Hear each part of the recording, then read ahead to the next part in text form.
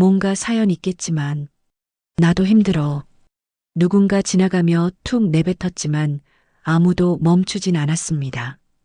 서울대병원 앞 벤치, 낡은 점퍼를 여민 할머니는 젖은 영수증을 꼭 쥔 채 고개를 떨구고 있었죠. 말을 걸어보려다 눈길만 주고 지나치는 사람들. 누군가의 하루는 그렇게 쉽게 투명해졌습니다. 그런 시간 속에서 딱 한 사람이 걸음을 멈췄습니다. 다른 운동화, 허기진 배, 그리고 그 누구보다 따뜻한 눈을 가진 청년이었죠. 젊은 사람들은 좋겠네요. 할머니의 작은 목소리가 찬바람에 흩어졌어요. 서울대병원 앞 낡은 벤치에서 그녀는 혼자 중얼거리고 있었죠. 10월 끝자락 아침 기온이 영하로 떨어진 날이었어요. 할머니는 20년도 넘어 보이는 회색 점퍼를 단단히 여미며 몸을 움츠렸어요. 손에는 비에 젖어 글자가 번진 진료 영수증이 들려 있었죠. 실례합니다. 혹시 지나가던 30대 정장 남자에게 할머니가 떨리는 목소리로 말을 걸었어요. 남자는 잠깐 걸음을 멈췄지만 할머니의 초라한 모습을 훑어본 후 얼굴을 찌푸렸어요. 시간 없어요. 바쁘거든요. 차가운 목소리였어요. 발걸음을 더 재촉하며 지나갔죠. 할머니의 어깨가 살짝 움츠러들었어요. 하지만 포기하지 않았죠. 이번엔 명품 가방을 든 중년 여성에게 조심스럽게 손을 내밀었어요. 죄송한데요, 병원비가. 아, 이런 곳에서 그런 말씀은. 여성은 아예 시선도 주지 않고 빨리 걸어갔어요. 마치 할머니가 복균자라도 되는 양 멀리 돌아서 지나갔죠. 할머니는 깊은 한숨을 내쉬었어요. 벤치에 더 깊숙이 몸을 맡기며 고개를 떨구었죠. 주위로 사람들이 바쁘게 오가고 있었지만 아무도 그녀를 보려 하지 않았어요. 30분이 흘렀어요. 1시간이 흘렀어요. 그때였습니다. 할머니, 괜찮으세요? 갑자기 들린 따뜻한 목소리. 할머니가 고개를 들어보니 낡은 패딩을 입은 대학생으로 보이는 젊은 남자가 서 있었어요. 머리는 며칠째 감지 않은 것 같았고 운동화도 바닥이 다 떨어져 있었죠. 하지만 눈빛만큼은 맑고 따뜻했어요. 지훈이었어요. 아, 아니에요. 괜찮습니다. 할머니가 당황하며 손을 흔들었어요. 너무 오랫동안 외면당해서 친절한 말이 오히려 어색했죠. 지훈은 할머니 옆에 조심스럽게 앉았어요. 벤치가 얼음장처럼 차갑다는 걸 느꼈지만 신경 쓰지 않았죠. 할머니의 굽은 어깨와 움츠린 손끝을 보니 가슴이 아팠어요. 병원 다녀오셨어요? 많이 추우시겠어요. 네. 그런데 집까지 가는 버스비가. 할머니의 목소리가 점점 작아졌어요. 부끄러움 때문이었죠. 젖은 진료비 영수증을 꼭 쥔 손가락이 더욱 심하게 경직되어 있었어요. 지우는 잠시 말이 없었어요. 후주머니를 만져보니 지갑에 3만 원이 전부였어요. 오늘 저녁부터 나흘 동안 먹을 식비였죠. 내일부터는 라면으로 버텨야 할 돈이었어요. 하지만 할머니를 보니 더 이상 망설일 수 없었어요. 할머니, 지훈이 지갑에서 돈을 모두 꺼냈어요. 구겨진 3만 원이었죠. 할머니의 떨리는 손에 조용히 올려놓았어요. 이걸 드릴게요. 어머, 이게 뭐예요? 안 돼요. 절대 안 돼. 할머니가 깜짝 놀라며 손을 마구 흔들었어요. 하지만 지우는 따뜻한 미소를 지으며 고개를 저었어요. 저한테는 필요 없는 돈이에요. 할머니가 쓰세요. 새빨간 거짓말이었어요. 하지만 지훈의 목소리와 표정에는 진심이 가득했죠. 할머니의 흐린 눈이 흔들렸어요. 오랫동안 아무 말 없이 그 돈을 바라보다가 천천히 고개를 숙였어요. 정말 고맙습니다. 목소리가 메었어요. 60년 넘게 살아오면서 이렇게 진심 어린 도움을 받은 게 언제였는지 기억나지 않았거든요. 지우는 일어서며 할머니의 어깨를 가볍게 두드렸어요. 몸 조심하세요, 할머니. 따뜻한 곳에서 쉬세요. 그리고 뒤돌아보지 않고 천천히 걸어갔어요.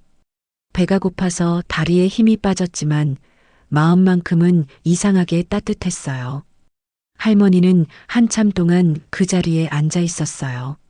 손 안에 따뜻한 돈을 바라보며 뭔가 깊이 생각하는 표정이었죠. 그러다 조용히 일어서서 병원 안으로 걸어 들어갔어요. 그 순간 할머니의 입가에 작은 미소가 스며들었어요. 오늘 하루 중 처음 짓는 진짜 웃음이었죠. 하루 14시간 32분. 지훈이 편의점 앞에서 핸드폰 시계를 확인하며 중얼거렸어요. 밤 11시 30분. 아침 9시부터 시작한 지옥 같은 하루가 이제야 끝났어요. 허리가 끊어질 것 같았어요. 다리는 벌써 퉁퉁 부어서 양말 자국이 깊게 패여 있었죠. 하지만 이런 날이 벌써 73일째였어요. 편의점 야간 알바 6시간, 치킨집 배달 4시간, 카페 서빙 4시간. 하루 평균 수면 시간 3시간 30분. 꿈꿀 여유도 친구 만날 시간도 없었어요. 아, 배고파. 배에서 꼬르륵 요란한 소리가 났어요. 점심은 편의점 유통기한 임박 김밥 하나가 전부였거든요. 지우는 떨리는 손으로 지갑을 열어봤어요. 텅 비어 있었어요. 잠깐 분명히 3만 원이 있었는데 그때 기억났어요. 병원 앞 할머니에게 준 돈. 자신의 마지막 돈이었다는 걸 말이에요. 미쳤나? 지훈이 허탈하게 웃었어요. 내일 아침부터 사흘 동안 뭘 먹고 살지? 다음 주 화요일까지 알바비가 나오지 않는데. 편의점 불빛을 바라봤어요. 1,500원짜리 컵라면도 이제는 사치였죠. 입에서 침이 돌았지만 발걸음이 떨어지지 않았어요. 그때 멀리 병원 앞 벤치가 보였어요. 몇 시간 전 할머니를 만났던 그 자리였죠. 지우는 걸음을 멈췄어요. 할머니의 주름진 손이 떠올랐어요. 비에 젖어 흐린 진료비 영수증을 꼭 쥐고 계셨던 모습도요. 집까지 가는 버스비가. 할머니의 떨리는 목소리가 귓가에 맴돌았어요. 그 순간 지훈의 마음이 또다시 움직였죠. 지훈 자신도 정확히 설명할 수는 없었어요. 그냥 그래야 할 것 같았어요. 할머니의 눈빛을 보니 다른 선택이 없었죠. 이걸 드릴게요. 저한테는 필요 없는 돈이에요. 새빨간 거짓말이었어요. 완전한 철저한 거짓말이었죠. 하지만 그 순간만큼은 온 마음을 다한 진실이었어요. 지우는 고시원 쪽으로 발을 돌렸어요. 빈속에 찬바람이 스며들어 속이 쓰렸지만 후회는 없었어요. 이상했죠. 당장 굶을 판인데 후회가 없다니요. 고시원 앞에 도착했어요. 1층 철문을 열려는데 관리사무소에 불이 켜져 있었어요. 지훈아, 어디 갔다 왔어? 관리 아저씨가 급하게 나왔어요. 평소와 다른 표정이었죠. 네, 알바 갔다 왔는데요. 아, 그래. 그런데 너 오늘 누구 만났냐? 특별한 일 있었고? 지훈의 심장이 두근거렸어요. 무슨 일일까요? 혹시 알바 중에 실수라도 한 걸까요? 왜 그러세요? 할머니 한 분이 와서 너 있냐고 물어보더라고. 그래서 있다고 했더니 이거 전해달라고 하시더라. 할머니? 지훈의 머리가 복잡해졌어요. 오늘 만난 그 할머니일까요? 설마 돈을 돌려주러 온 건 아니겠죠? 관리 아저씨가 하얀 봉투를 내밀었어요. 고급스러운 종이에 강지훈이라고 정성스럽게 적혀 있었죠. 글씨체도 예술서예 같았어요. 고마워요. 지훈은 조심스럽게 봉투를 받아들고 계단을 올라갔어요. 3층까지 올라가는 동안 심장이 쿵쾅쿵쾅 뛰었어요. 2평 남짓한 방에 들어가서 조심스럽게 봉투를 열었어요. 안에는 최고급 편지지가 들어 있었어요. 그리고 명함 같은 작은 카드 하나. 편지를 펼쳤어요. 지훈님께 오늘 정말 고마웠습니다. 내일 오후 2시에 시간이 되신다면 아래 주소로 와주세요. 꼭 뵙고 싶습니다. 마이너스 윤말순 올림. 그 아래 적힌 주소를 보고 지우는 눈을 의심했어요. 강남구 테헤란로. 신라호텔 프레지덴셜 스위트? 이게 뭐야? 카드를 봤어요. 신라호텔 로고가 금박으로 새겨진 최고급 명함이었어요. 지훈의 마음이 마구 뛰었어요. 뭔가 큰일이 일어날 것 같은 예감. 아니면 무서운 함정일지도 모른다는 불안감. 3만 원 때문에 내 인생이 바뀔까? 지훈은 편지를 다시 읽고 또 읽었어요. 믿기지 않았거든요. 저 차값이 얼마야? 지훈이 고시원 창문으로 내려다보며 눈을 비비고 또 비볼이었어요. 아침 햇살 속에서 검은색 제네시스 지구십이 반짝이고 있었거든요. 2억 원은 좋게 넘어 보이는 최고급 세단. 이런 동네에서는 절대 볼 수 없는 차였죠. 주변은 30년 된 빌라와 좁은 골목, 어제 밤비로 질퍽해진 아스팔트뿐이었는데 말이에요. 마치 외계에서 떨어진 우주선 같았어요. 지우는 서둘러 옷을 갈아입었어요. 어젯밤 신라 호텔에서 온 편지 때문에 1시간도 못 잤거든요. 계속 뒤척이며 생각했어요. 정말 가야 하나? 이상한 일 아닐까? 프레지덴셜 스위트라니요. 하루 숙박비가 300만 원은 넘는 곳이었어요. 지훈 같은 사람이 갈 곳이 아니었죠. 게다가 지갑은 텅 비어 있었어요. 지하철비도 없었거든요. 계단을 내려가는데 관리 아저씨가 흥분한 목소리로 불렀어요. 지훈아, 지훈아, 큰일 났어. 네, 뭔데요? 아래 좀 봐봐. 호텔에서 사람이 왔다고. 지훈의 심장이 두근거렸어요. 호텔에서요? 1층으로 내려가니 정말로 신라 호텔 유니폼을 입은 남자가 서 있었어요. 흰 장갑까지 끼고 있는 완벽한 정장 차림이었죠. 옆에는 더 나이 많은 정장 남자도 함께 있었어요. 강지훈 씨 맞으신가요? 네. 그런데 윤말순님께서 모시러 오라고 하셨습니다. 준비되시면 출발하겠습니다. 윤말순? 어제 만난 할머니의 이름인가요? 지우는 어리둥절했어요. 잠깐만요. 이게 무슨 일인지 설명은 가시면서 해드리겠습니다. 말순님께서 시간에 정확히 오시라고 당부하셨어서요. 호텔 직원의 목소리는 정중했지만 단호했어요. 거부할 수 없는 분위기였죠. 관리 아저씨는 입을 딱 벌리고 있었어요. 다른 고시원 주민들도 창문에 얼굴을 내밀고 구경하고 있었죠. 지훈아, 너 뭔 일 있었냐? 이게 대체 뭔 상황이야? 저도 정말 모르겠어요. 지훈의 목소리가 메었어요. 다리에서 힘이 완전히 빠져버렸어요. 차 문이 열렸어요. 안은 정말 다른 세계였어요.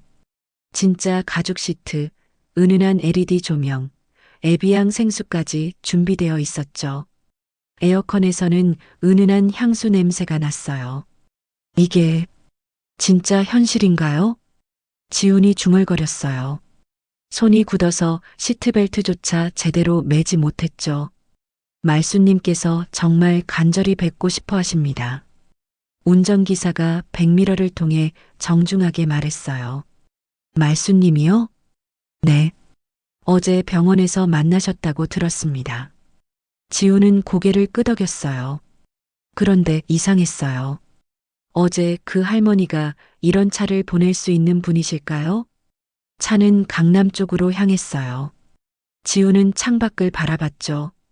점점 높아지는 빌딩들, 넓어지는 8차선 도로, 명품 매장들이 줄지어 성거리. 완전히 다른 세계였어요. 마치 영화 속 장면 같았죠. 저기, 혹시 뭔 일인지 알 수 있을까요? 죄송하지만 제가 말씀드릴 수 있는 건 없습니다. 말수님께서 직접 모든 걸 설명해 주실 거예요. 지훈의 불안감이 점점 커졌어요. 혹시 이상한 일에 휘말린 건 아닐까요? 3만 원 때문에 무슨 큰일이라도. 40분 후 차가 멈췄어요. 지훈이 올려다본 건물은 정말 압도적이었어요. 신라호텔. 63층 높이의 거대한 타워가 하늘을 찔렀어요. 유리와 화강암으로 만들어진 웅장한 외관. 입구에는 흰 장갑을 낀 문지기들이 줄지어 서 있었죠. 도착했습니다. 문지기가 달려와서 차문을 정중히 열어줬어요. 지훈은 다리에서 힘이 완전히 빠져버렸어요. 로비는 마치 왕궁 같았습니다. 10m 높이의 천장, 수억 원짜리 크리스털 샹들리에, 이탈리아산 대리석 바닥. 모든 게 금과 다이아몬드처럼 반짝이고 있었어요. 이쪽으로 모시겠습니다. 엘리베이터를 타고 최고층인 63층으로 올라갔어요. 지훈의 귀가 먹먹해질 정도였죠. 프레지덴셜 스위트입니다. 문이 열렸어요. 안은 지훈의 고시원보다 50배는 넓어 보였어요. 거실만 30평은 될 것 같았죠. 어서 오세요, 지훈 씨. 익숙한 목소리가 들렸어요. 지훈이 돌아보니 어제 그 할머니가 서 있었어요. 하지만 완전히 다른 모습이었죠. 수백만 원은 할 것 같은 고급 한복을 입고 있었고 머리는 전문 미용사가 해준 듯 완벽하게 정리되어 있었어요. 할머니, 진짜 맞으세요? 지훈의 목소리가 떨렸어요. 꿈을 꾸는 건 아닐까요? 할머니는 따뜻하게 미소 지었어요. 앉으세요, 지훈 씨. 많이 놀랐죠? 이제 모든 걸 설명해 드릴게요. 45년 전 제가 길바닥에 쓰러져 죽어가고 있을 때 말순 할머니가 천천히 소파에 앉으며 먼 곳을 바라보는 눈빛으로 말을 시작했어요. 지훈은 숨을 죽이고 들었죠. 25살이었어요. 고아원에서 나와 떡집에서 일하며 근근히 살고 있었죠. 그런데 어느 겨울날 길에서 쓰러졌어요. 말순의 목소리가 흔들렸어요. 45년이 지났지만 여전히 생생한 기억이었거든요. 3일 동안 아무것도 못 먹어서 영양실조였어요. 눈 내리는 명동 골목에 쓰러져 있는데 지훈은 할머니의 과거 모습이 어제 만났던 모습과 겹쳐 보였어요. 수백 명이 지나갔어요. 하지만 아무도 도와주지 않았죠. 거지 같으니 더럽다 그런 말들만 들렸어요. 할머니, 결국 청소부 아저씨 한 분이 저를 병원에 데려가 주셨어요. 자신도 힘든 상황인데 병원비까지 대신 내주시면서요. 말순이 지훈을 바라봤어요. 눈빛이 따뜻했어요. 그분 덕분에 살았어요. 그리고 마음에 맹세했죠. 언젠가 성공하면 그분처럼 진심으로 남을 돕는 사람이 되겠다고. 지훈의 가슴이 뜨거워졌어요. 사업은 성공했지만 아이러니하게도 성공할수록 진짜 선한 사람을 찾기가 어려워졌어요. 말순이 창가로 걸어가며 서울 전경을 바라봤어요. 모든 사람이 제 돈만 보고 다가왔거든요. 정말 어려울 때 도와줄 사람은 아무도 없었어요. 그래서 그런 실험을, 네, 5년 전부터 시작했어요. 한 달에 한 번씩 가난한 모습으로 나가서 사람들을 관찰하는 거요. 지훈은 할머니의 깊은 외로움이 느껴졌어요. 그동안 만난 사람이 수천 명은 될 거예요. 하지만 모두 외면했죠. 어떤 사람은 발로 차기까지 했어요. 말순의 목소리가 쓸쓸해졌어요. 점점 절망스러웠어요. 세상에 진짜 선한 사람은 없구나 싶었죠. 그런데 말순이 지훈을 바라봤어요. 지훈 씨가 나타났어요. 자신도 마지막 돈인데 망설임 없이 도와줬죠. 저는 그냥 당연한 일을 했을 뿐이에요. 당연하지 않아요. 요즘 세상에 그런 사람이 얼마나 드문지 아세요?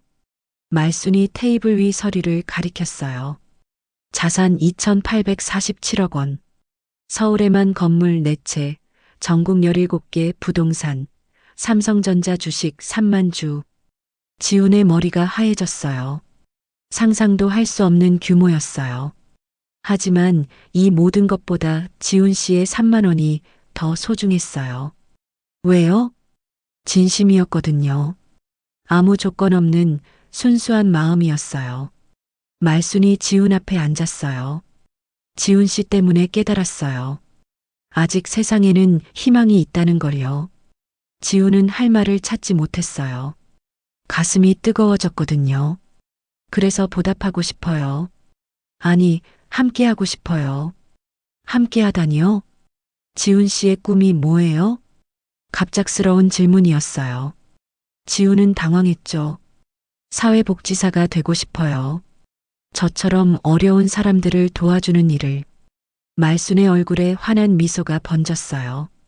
역시 제가 본 눈이 틀리지 않았네요. 그럼 저와 함께 그 꿈을 이루어 볼까요? 지훈은 무슨 뜻인지 알 수 없었어요. 하지만 뭔가 특별한 일이 일어날 것 같은 예감이 들었죠. 학교는 어떻게 하고 계세요? 말순 할머니가 첫 번째 봉투를 열며 말했어요. 휴학 중이에요. 등록금이 없어서. 지훈의 목소리가 작아졌어요. 그럼 복학하고 싶으시겠네요. 이걸 써보세요.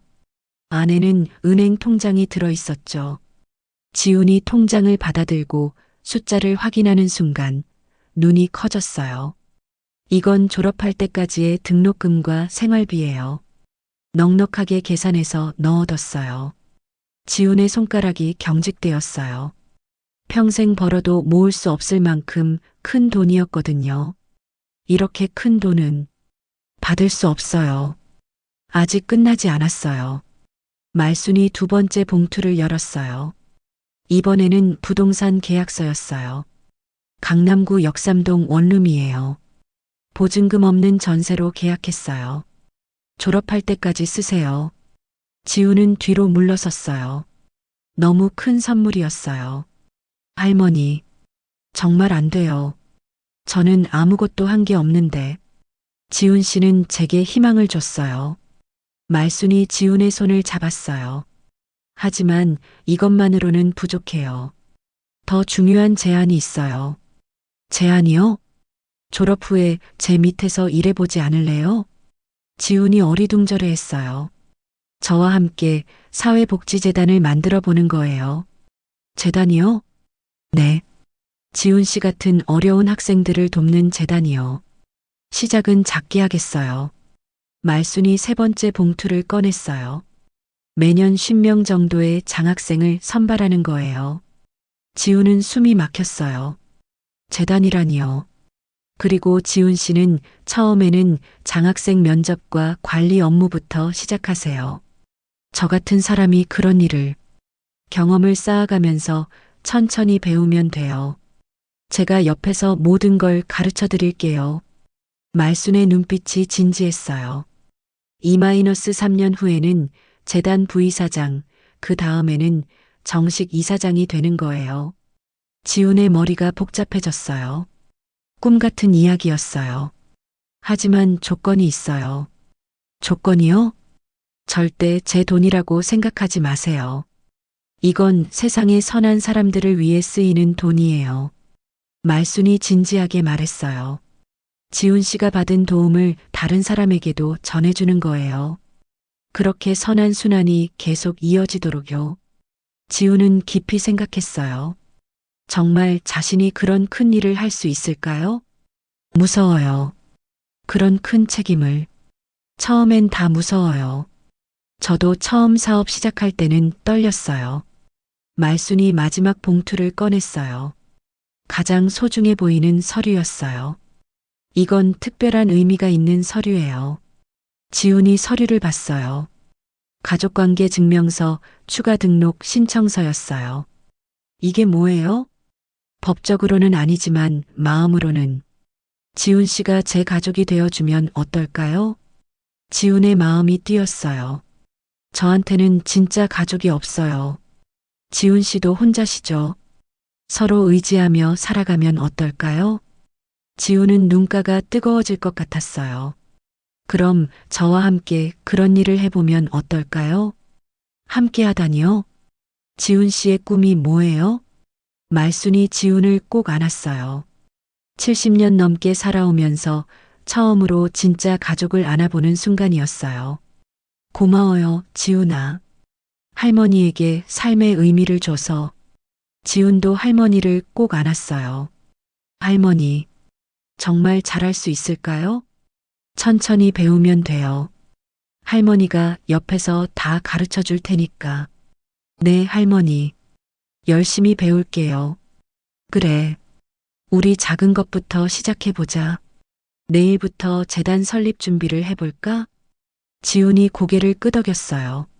무섭기도 했지만 설레기도 했어요. 3만 원의 작은 친절이 이런 기적을 만들어낼 줄 누가 알았을까요? 그리고 이제 그 기적은 더 많은 사람들에게 전해질 준비를 하고 있었어요. 또 다른 천사가 나타날 거야.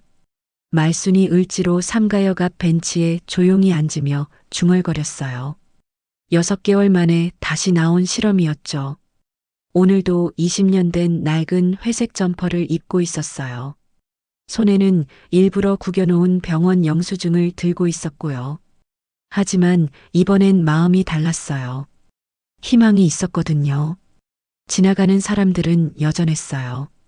바쁘게 걸어가며 그녀를 투명인간 취급했죠. 하지만 말수는 실망하지 않았어요. 지훈이 같은 아이가 또 있을 거야. 분명히 그런 믿음이 있었거든요. 이 시간이 지났어요. 해가 서쪽으로 기울어가고 있었죠. 그때 교복을 입은 여고생이 지나갔어요. 가방끈이 해져 있었고 운동화도 밑창이 다 떨어져 있었죠. 말수는 조용히 지켜봤어요. 그 아이가 어떤 마음을 가진 사람인지요. 혹시 괜찮으시면 할머니가 조심스럽게 불렀어요. 여고생이 걸음을 멈췄어요. 말순을 바라보더니 가까이 왔죠. 다른 사람들과는 달랐어요.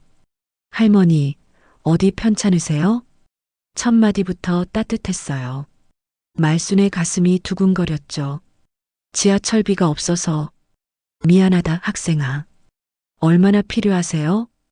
여고생이 망설임 없이 물으며 낡은 지갑을 꺼냈어요. 말수는 그 지갑을 봤어요. 1,000원짜리 3장과 500원짜리 동전 몇 개가 전부였어요. 아니야, 괜찮아. 너도 돈이 없어 보이는데. 괜찮아요. 저는 걸어가면 돼요. 여고생이 3,000원을 모두 꺼내서 내밀었어요. 자신에게 있는 돈의 전부였죠. 말순의 눈이 촉촉해졌어요. 또 다른 지훈을 만난 것 같았거든요. 그 순간 서울대학교 사회복지학과 건물에서는 지훈이 바쁘게 움직이고 있었어요. 복학한 지 6개월, 이제는 윤말순 사회복지재단에서 학생 상담 봉사를 하고 있었거든요. 다음 상담자 김민수 학생 들어오세요. 지훈이 따뜻한 목소리로 말했어요. 문이 열리며 초라한 옷차림의 남학생이 들어왔어요. 지훈과 똑같은 모습이었죠. 6개월 전에 자신을 보는 것 같았어요. 안녕하세요.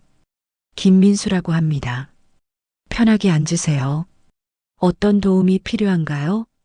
장학금 신청을 하고 싶어요. 장애인 복지 공부를 계속하고 싶거든요. 지훈은 미소로 답했어요. 자신과 똑같은 꿈을 가진 아이였어요. 특별한 이유가 있나요? 제 여동생이 뇌성마비예요. 동생 같은 아이들을 도와주고 싶어서요. 지훈은 무언의 동의를 보였어요. 진심이 느껴졌거든요. 상담이 끝나고 지훈은 할머니에게 전화를 걸었어요. 할머니, 오늘 어디 계세요? 지훈아, 오늘도 흥미로운 학생을 만났단다. 어떤 학생이요? 고3 여학생인데 정말 마음이 예쁘더라. 3,000원밖에 없는데 그걸 다 주려고 하더구나. 할머니의 목소리가 기뻤어요.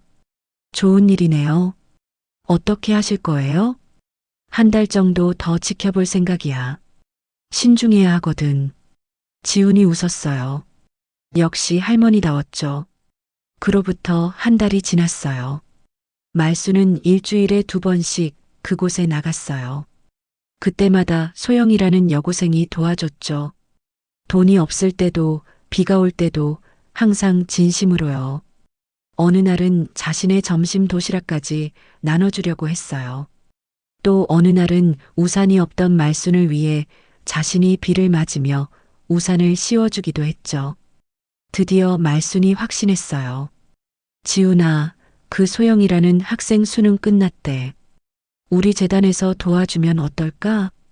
할머니가 확신하시는 학생이라면 당연히 도와드려야죠. 1년 후 서울대학교 대강당에서 윤말순 사회복지재단 장학금 수여식이 열렸어요. 지우는 무대에서 신규 장학생들을 소개하고 있었죠. 김소영 학생입니다. 어려운 상황에서도 남을 돕는 마음을 가진 정말 특별한 학생이에요.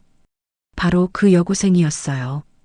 이제는 서울대 사회복지학과 신입생이 된 소영이 무대에 올라왔죠.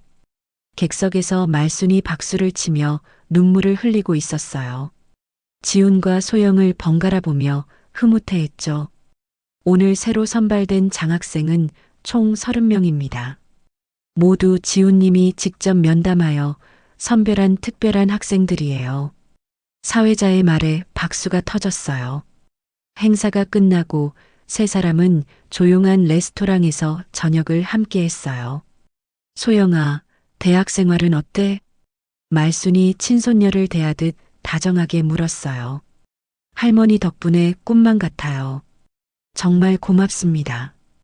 우리는 가족이야. 고맙다는 말은 하지 마. 소영의 눈에서 눈물이 흘렀어요.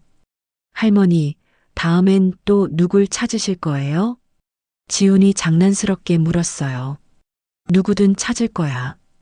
이 세상에는 착한 사람들이 정말 많거든. 다만 숨어 있을 뿐이지. 말순의 대답에 소영이 고개를 끄덕였어요. 저도 나중에 할머니처럼 그런 사람을 찾는 일을 해보고 싶어요. 그래, 그렇게 해. 선한 영향력은 계속 이어져야 하니까. 그날 밤, 말순은 63층 프레지덴셜 스위트 창가에 서서 서울의 야경을 바라봤어요. 더 이상 외롭지 않았어요. 지훈과 소영, 그리고 47명의 장학생들, 앞으로 도울 수많은 사람들이 있었거든요. 10년 후 윤말순 사회복지재단은 국내 유명한 장학재단이 되었어요. 지금까지 도운 학생이 수백 명, 그중 상당수가 사회복지사가 되어 또 다른 사람들을 돕고 있었죠.